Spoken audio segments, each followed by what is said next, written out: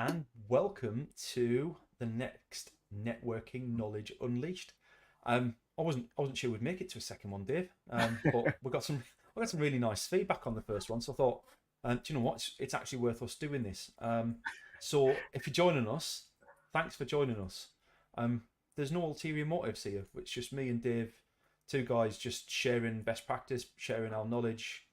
Um, I keep going back to my story of 3 years before I left corporate. I was told I needed to network more, and I had no idea where to start, how to do it, why I would add value, and why anybody would care to meet me.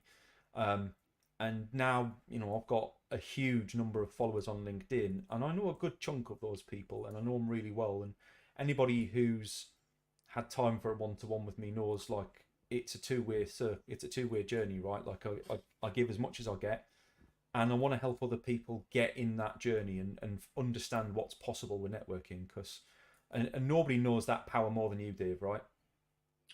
Yeah, I know, but well, certainly see the value. I certainly know the value. I think I probably became good at it accidentally. I just did what I did. I did what I just inherently enjoy doing, which is genuinely connecting with other people, and then connecting good other people together, right? And I think when you come at it from an intentional but natural, enjoyable place, then that's the secret to building and maintaining a good network. And I think that integrity is key. But it all starts that we'll use that word connection.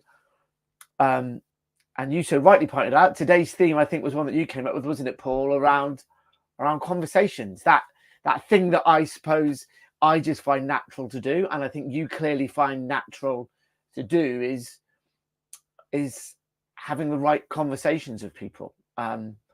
Whether that's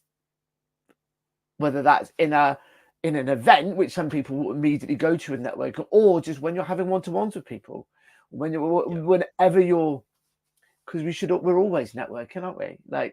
Like we are, when we think of networking, about how we build relationships and how we create an ecosystem of people around us that we add value to, that's real networking, not just rocking up at events and chucking a few business cards about. It's all about the conversations.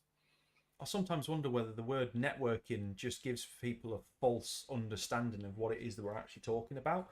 Like, to your point, it's just building a relationship with someone, and everybody's capable of doing that. It's whether you want to do it or not. It's not for everyone. It's not everybody enjoys it. Some people are more doers than they are relationship people. Some people are more strategists than they are relationship people, and each to their own. So if it's not your thing, you probably best switch off now. I'll see you later. But thanks for joining us. But if you're curious and you want to know what it's about, and you want to know how, like, I'm gonna say something brave first of all. Is like, to your point exactly, Dave. Everybody thinks when you first start networking, the thing to do is to either go along to an in-person event or do a digital online networking event. I disagree completely. My personal take on that is to build up to that, and figure out where you're at before you get there. So my personal take on that is to create some content. Oh, create some posts on LinkedIn, create some posts on whichever social media platform you're on, engage with other people on their posts, find some people that you enjoy interacting with, and ask them to have half an hour chat. No agenda, just have a chat with them and see where it takes you. That for me is the ideal way to start, because then you don't feel like there's any pressure. You haven't paid any money for the meeting. You haven't dedicated too much of your time to it. You can go into it with no expectations, and I think sometimes they're the best conversations, because you go in with no hidden agenda. Nobody's got any expectations out the other side of it, and actually you can just converse with people and understand a bit more about them. What is that? Would you say that's fair, Dave? I think it depends on where you're at. Like, if you're super nervous, then then there's maybe even something before LinkedIn and or whatever platform you're deciding to kind of put posts out on there, and that's just thinking about who you know, either in personal or professional life. That if you're starting out on a journey of building out a network and building out a contact list, then going, well, it even starts with just going, who do I know that I can have a friendly conversation with that is going to is going to help me. And so I think, but then if you're someone that's, but I think it's different. If you're someone that's maybe got the confidence, but you're just looking to build a network in a new demographic, either you're going out on your own in business for the first time, or there's a new sector you're approaching, or whatever it may be, well, then maybe you've got the confidence to go to an event. I think what the thing is, there's no one right path for any individual. It depends on your own circumstances and where you are on your journey. I think what there is, the one right thing to do though, is approach it in the right way.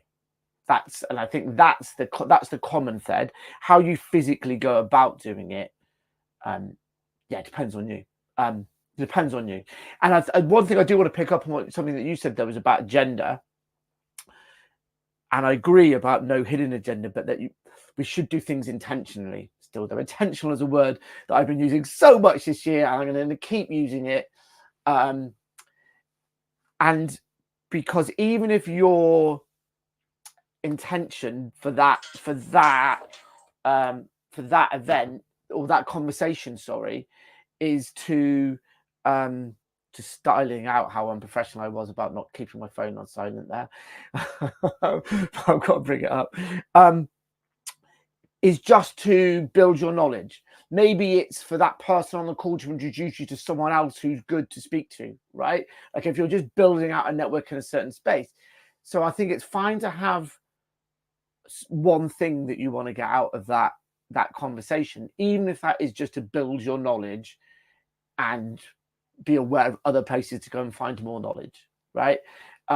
Because you don't want to have conversations for the sake of having conversations, but I completely agree on them not being. That being said, some of the very best conversations I've had, somebody's booked a time in my diary without me having given them permission to do it, and I've sat there and thought, why the hell has this person booked a meeting with me to chat, and what do they want? Because I can't see any link whatsoever between what I'm doing and what they're doing, other than for their gain. And actually, some of those conversations have been absolute belters. So I would say, yes, you've got to be intentional most of the time, but don't be afraid to be open-minded as well. Don't dismiss conversations just because you can't see a direct link. I think my advice would be, if you feel like you'd get on with that person, like that you can see the synergies in it, then sometimes it's just worth having the chat to see where it goes. But to your point, Dave, time's finite. You've only got so many hours in the day, and you've only got so much time to give to networking. You need to be fairly intentional about which direction you take your conversations, whether that's looking for people who know other people. So like my prime example is, I used to try and reach out to people in contact center world in like very senior positions, and they're very hard to reach directly, but actually you can find people who know clusters of them, and they're in different job roles. So they might be an accountant, they might be a coach, they might be an operations strategist or something like that. And those people were the ones that tended to open the doors for me. So it's not always a direct approach to where you want to get to and the network you want to have, but it's figuring out how you break down the doors to get there around the edges sometimes, and go in through the sides or through the back entrance or however you want to get there. And that's part of the fun, I think. I find that's really interesting. Like, how can I've reached out to somebody I know is a good fit for me to have a chat with, and they've ignored me. How else can I get to that person in a nice way, in the nicest possible way, from a genuine angle?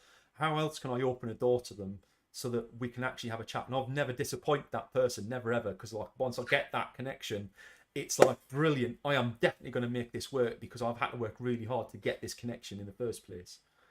I think that's something to bear in mind, is just be open-minded when you're having your conversations. Yeah, because and I would completely agree. Curiosity is the birthplace of opportunity. So one of the key things about, I know we pitched this as kind of how to have the right conversations to build your network out. Well, I'd say fundamentally be curious. Be genuinely curious in the person you're speaking with. And that comes from being open-minded. Like, be absolutely there's a saying, isn't there? Be interested before trying to be interesting, right? Be genuinely interested in other people, because you never know what happens then. You can connect with people on a much much easier when you're genuinely curious and interested in what they're doing. And I think that's always a great way to kind of to make sure that you're making the most of conversations, because when you're just curious about what's going on in their world and how you might be able to help them, invariably you can. And nothing helps you build a network and build a reputation like being able to help other people. And even if that's just a simple introduction to someone else, or a book, or an event, or just anything that you can do, even just showing that you care and you're interested can be enough. And it's just so that being open-minded and curious absolutely is fundamental, I think. Yeah, I must admit, I like to have conversations with people that I've met on LinkedIn, because I can do a little bit of research on them before I join the call, so I can see where the crossovers are and where there's similarities and where there's a bit of connection between me and them. What I would say on that, though, is if you are doing that, just be cautious, because the amount of times I have a conversation with somebody and I've researched them on LinkedIn and assumed the conversation from their side is going to be about job title A or business A, and actually they've got a whole new startup in the offing that's not even on LinkedIn yet, or a whole new idea, or they've got a connection to someone who they want to introduce me to, or whatever, and it can be really throwing. Like, you're in your midst, you've researched them, I've got, right, okay, so I'm going to talk about this, I'm going to ask them about that, and then you go into it and they go, well, what it is, Paul, I've got this new business idea. Like, oh, what? Do tell. Like, and I love it. Like, I rarely research people that heavily anymore. Like, I have a quick scan, probably as I'm joining the call, and go, right, I remember what this is about now. That's it, because I don't want any hidden surprises. I want the whole thing to be kind of. But that's not for everyone, though, right, Dave? Like, it depends. And I would on say, your do your personality style. research. Yeah, I'd say do your research, but yeah, don't, and you're right. Be prepared for it to go in a different direction. But it doesn't take long to go on LinkedIn, the socially acceptable face of stalking. Right, go right. Let's see what I can find out about these people, because the amount of people that don't, and so when you do it and you ask a pertinent question, you point out that you've seen this thing on their website or this thing on LinkedIn. And again, it's not an ulterior motive. You do it because you genuinely want to have an interesting conversation with someone. People are really surprised. I had the flip of that at a recent business festival I was at, with these one-to-one appointments booked in, and someone had their core day job, but their side hustle was building these really bespoke, lovely things for cats. Like, there was a litter tray and a thing. And I said, I've got to warn you before we start that I'm more of a dog person, right? And he was like, how did you know that I was going to talk about my cat business? I said, I didn't, but I just did some research before. And people don't expect you to do it these days. And so taking some time is a really showing that you genuinely care and that you respect the other person's time, and you've kind of put a little bit of effort into it, I think a little effort goes a long way. Yeah, and I think that's easier the more active somebody is on their LinkedIn profile or their social media profile. There's nothing worse than getting on a call with somebody who hasn't posted anything in 4 years, or if they have, all they've shared is their corporate posts. Like, that's really hard to kind of get a glimpse into their personality and their, all you can really then go on is their background, their jobs, and things like that. And I Yeah, find and you there's know much what? more surprises in that. Yeah, and I think that's one of the key things in how you have the right conversations to build your network is make sure you're being yourself as well. Yeah. When you're having conversations, and personal first. Like, I've had it before where I was always normally trying to find out. My background's quite handy for personal first, because someone typically goes, oh, is that Eric Cantona there? And I go, yeah, it is. It's from when I met him. Or like, is that a Star Wars thing? Or is that Lego? Or is that whatever it may be? So it's great. And I've noticed it on times before where I've had a call with someone and it's been a sales kind of based call and it hasn't quite worked because for whatever reason we got stuck straight into the thing for whatever reason. And then it's only been right at the end of the call where there's been a little personal bit and it's like, oh, well, that feels more normal now. And it's that, like, connect with someone on a human level before you start talking business. And like, that's I think one of the key fundamental things to having the right conversations and making those conversations go somewhere. I agree. And what I would say is, if you do get trapped into that, where, I've been on a few meetings where somebody's gone, So Paul, tell me about your business. Oh, don't really want to talk straight about my business. So you've got to, and this is something you're extremely good at, Dave. You're really good at this, is that deflection. So what I tend to do is I'll back out of that a little bit and I'll go, well, I'd love to, but before I do that, I feel like we should get to know each other a little bit so we can understand where I'm coming from with things. And actually, it would be really helpful for me to understand your background so I can tailor what I'm telling you to your position, your understanding, your knowledge of what I do, and your history. And that tends to work quite well. But even if it's just about you, don't ever talk about business first if you can help it, because to your point, just kind of fast track, you lose so much, and people remember the way you make them feel, not the things that you say to them. So if you go away and all you've talked about is business, business, business, and actually nothing really substantial came of that, you'll never have a second conversation because you'll never reopen that door. Whereas if you start with something personal and you find a common ground, then they will remember that you're the guy that has a yellow Tonka truck, or, you know, a yellow Volvo Lego Technic in the background, and it's for your son, and it took 25 hours to build, got a light kit on it, all those sorts of things. I have that conversation all the time. People love it. You know, and I have conversations in and around the mining industry, so that works really well. So like having that connection first then allows you to, you know what, if you had 10 minutes on your business and you didn't find the common ground, you knew there was something there, but it wasn't quite, you hadn't quite figured out where the connection was, how you could help each other. Well, there's now grounds to have a second conversation if you want to. If you want to. I think that's the thing. Yeah. And I think the other thing is it's more enjoyable as well, right? We're here for a good time, not a long time, right? So let's do things in an enjoyable manner. And I think it's fundamental. It's fundamental. It's absolutely fundamental to that. So yeah, have a laugh. Have a laugh. Networking, like even business networking's not all like I imagine. So if I'm going to go back to I remember back to when I was first starting out networking, I was horrified at the idea of networking.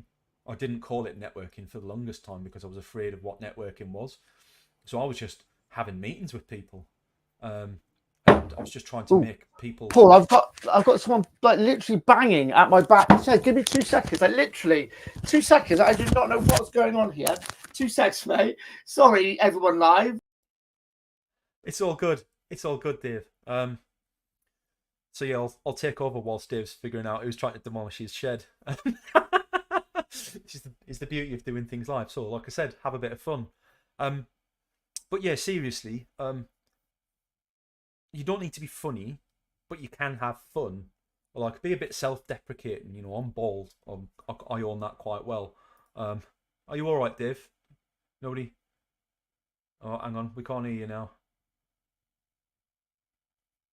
I'm not all right because the loud banging was because I apparently left the key in the front door and it was my wife trying to get in with the baby. So she's come round the back to the office and gone.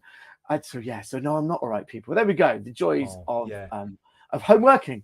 So that's a conversation that I'll have to kind of straighten out in a short while. It's entirely of my own doing. So there we go. Yeah. Where were we? I've been there. Yeah, where were we? Having fun. Having fun. So like I was talking about, you know, you don't need to be funny to have fun. No. It's just talking about subjects that are less than 100% serious. And I'm going to throw this out there. I hate small talk. Like I'm not a small talk person. I'm very much like, my background was retail for 15 years, so I'm very much at heart, I've become, not naturally, but I've become a much more earth sort of person, which is a doer, an operations guy. You know, you give me a jobs list, I tick things off. And so when I write an email to somebody I know, I write out what I want out of the email first, and then I have to go back and add in, so I hope you're well, because it's not the first thing that comes to mind. I know I need to do it, and I know it's right, but I just struggle to think of that first. My brain just shoots to where it needs to go. So what would your advice be to people that are kind of more of that like in that way? Like, how do you broach and you know what? And I'm glad you said that, because there's as much as we talk about being friendly and being personal and all that, at the same time, if you want to have conversations that allow you to get value from your network and offer value to it, then it needs to go past that. That's how you connect with people, is the personal stuff.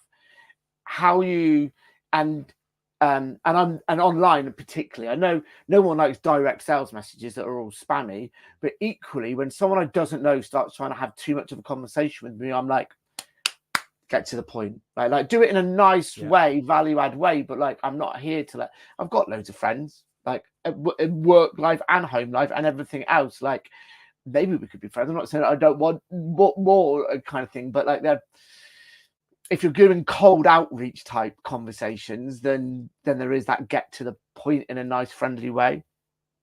Where it's conversations with people that you've met though, and so you're having a more detailed conversation. I think it's all about I talk a lot about making it easy in referrals and partnerships, everything. If you want someone to do something for you or to help you in some way, make it easy for them to do so.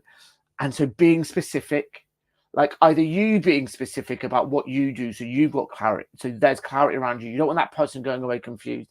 And the same for someone else. The amount of times that I'm like, I really try to get people to be more specific. I appreciate your sector agnostic, but do you have one that you particularly work in? Or what bit of what you do is your most thing? And there's times where I'm really pushing, the other person's just not. As much as you try, they're just not giving you that thing. Because if you're a copywriter who works with any business, well, then it's really hard for me to know where to place you in my network, because I've got 5 other copywriters I know really well who have made it very easy for me to go, that's what they're brilliant at, and that's what they're brilliant at, and that's that bit that they're brilliant at. And so making it, you want to get other people to make it easy for you to help them, so ask them to be specific, and you want to make it easy for other people to help you by you being specific. And this is where the homework can come in really handy, because while still being open-minded and curious, you can have a think about if there is an onward thing that this person might be able to do for me. You can be a little bit more educated about what it is, because we all need different things in our business at different times. And it's about understanding as you build a network, it's about being understanding about who can help you in what way and another. So I think there's a couple of things that I'd pull out of that. And I think what you're talking about there, Dave, is being memorable. Because if people can't remember you or the thing that you were asking for, then you're just lost in the ether. So for me, what I tend to do when I start those conversations is I set the scene. So quite often I'll come into it and I'll say, look, I've had a little look at what you do, and I think there might be scope for us to be partners down the line. But let's see if I'm right in getting there. But first, before we get into that, let's just spend and time box it, right? Let's just spend 10 minutes just talking about ourselves. Like, I'd love to know a bit more about how you got where you are. And then it's not about their, if they want to share their family life, they will. But then it's more professional background and like their journey. Because I find people's origin stories are quite interesting. Yeah, snap. So yeah, time box that 10 minutes off.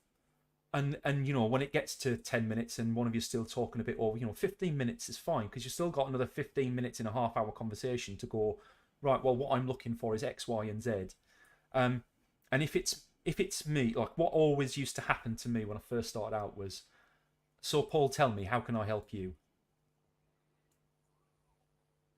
I don't know.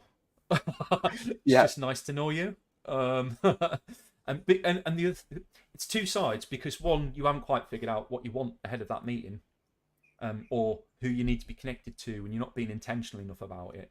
But the other side is you're gonna ask a favor of somebody who you've not done anything for, and that feels a bit like that feels a bit cheap. Like, I like to help people first, but everybody's in that same boat, right? Yeah, absolutely. And even if that person's gone into that conversation there with the right intentions of helping you, they've not actually helped you by coming straight out and asking that, right? And so that's that. I think that's where that connection piece needs to happen first, doesn't it? So but I love your thing about being memorable. Be memorable as a person and how you made someone feel, and then have your business be memorable by having that clarity. If you can get the combo of those two right, and then be intentional about next steps. Because if there's one thing that I would say, as we're coming to a close, that how you should always kind of close off conversations is think about next steps. The fortune is in the follow-up, right? Like, and maybe there isn't a next step because there isn't a formal next step because the conversation isn't, the connection isn't one that's maybe going to go anywhere. Not all conversations have to, but if there is, do what you say you're going to do when you say you're going to do it. Like, yeah, I was going to say one of my biggest things, just as we wrap up, one of my biggest things is this. I'm a digital first, right? I love notes on screen. I love digital everything. I'm a tech guru. Love it.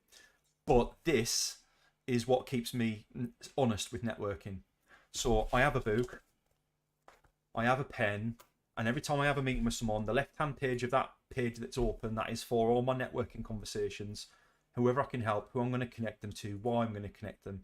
And I'll even make a point of saying to them whilst I'm on the call, don't think I'm not listening to you. I'm just jotting some notes down so I can make sure I come back to this and do it justice down the line. Because once we've got off the call, I'll have another call, another call. And before you've got it, I've gone 2 hours and I can't remember what it is that I was supposed to be helping you with, or you were helping me with. So I'm going to make some notes now whilst we're on the call. That is essential. Have to do it. And you might prefer to do it on the screen again, but just say the same thing. You might hear me typing. I'm not answering my emails. I'm just making some notes about, and make sure you're not answering emails, by the way. Yeah. I'm not answering my emails. I'm just typing some notes up so I can make sure I action what we say we're going to do here. So I've got my memory's terrible. Make a joke of it. My memory's terrible, so I'm going to make a record of it. And I keep coming back to that for people. I wish I'd done it when I first started out networking, was creating like a bit of a mini database, a spreadsheet of some sort of the people I'd met, who I connected them to, what I know about them, when I met them, what their business is, what their business does, something quirky about them, all those sorts of things. I don't have the rigor about doing what I do to be good at that. I get bored of those sorts of things very, very quickly. But if you're looking for a quick tip, if you could do that, that is a gold mine waiting to happen, because you will be very successful at networking as a result of that. Yeah, absolutely. Absolutely. A terrible memory. Awesome. Well, we've ticked over the 12:30 mark. That was we want to keep these sessions short and fast, so I hope you've enjoyed them. If you do have any questions and comments, we've got one here. Just before we head off is Liam, and he says he's worried about being too personal, and I think that's a valid. I think we've kind of answered that already. There's got to be a point. There's got to be a point to the call, and if you spend all of it being personal, you'll never get to the business side of things. So do what you need to have things around you at the computer or in person that help you know how long you've been talking about the personal side of things. Know that 10 minutes after the call starts, you should be moving on to business stuff. Set a timer if you need to. Like, don't tell the other person you're setting a timer, but just do something that helps you stop and reassess. Any advice from you, Dave? I think it depends on the context of that initial conversation as well. How much you know about each other going in. If you let's say that initial conversation has come about because of a referral or an introduction, and some context has already been built, then you can go slightly more personal, because you've both got in going, well, we know there's something to be done at the end of this call. That's fine. This first call is literally about getting to know each other. So sometimes it can be fine. Other times you want to make sure that you're, because that's when the time is finite piece. What you don't want to be doing is having to do 2 calls to figure out that it isn't the call you need to be having, right? But if the context is there, then you can do that piece, I think so. The other thing that Liam said was this, and I have to agree, Dave. Your jumper is outstanding. I love it. Thank you. Merry Christmas. Fantastic. Dave, are we doing another one before Christmas, or I didn't know. That's why I thought I'd bust the Christmas jumper out. So we'll have a little look. Stay in touch. Keep an eye out. Give us a follow, and when I announce when the next one will be, you'll be the first to know about it. Hit the bell on our profile, and we'll see you on the LinkedIn's. Yeah. Take awesome. care. Cheers, people.